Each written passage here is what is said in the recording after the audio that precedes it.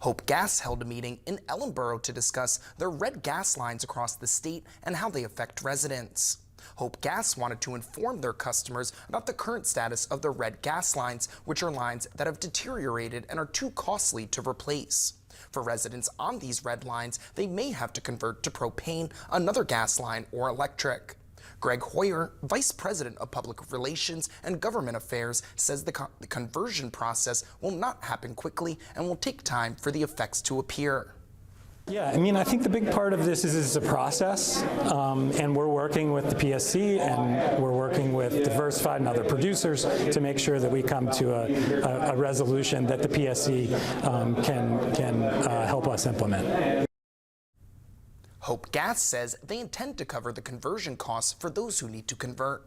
For more information about the meeting, you can visit our online article at WTAP.com.